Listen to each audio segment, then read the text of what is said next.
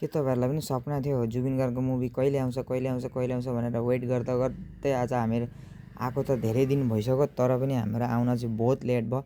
आइसक्दा यहाँ होजाइको gold digital cinema हाउसमा हामी आज आइसकेको छौँ। साथमा साथीहरूसँग केही सेल्फी केही भिडियो बनाइरहेछौँ।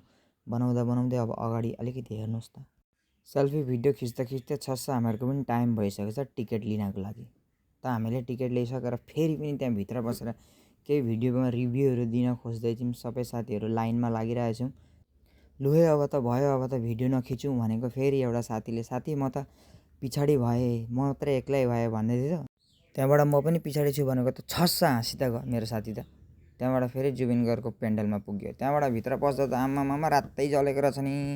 के हो यस्तो भनेको सेल्फी हान्दा अगाडि गएको त ठ्याक्क पछि सक्दो मुभी त खत्तम भइ त गयो।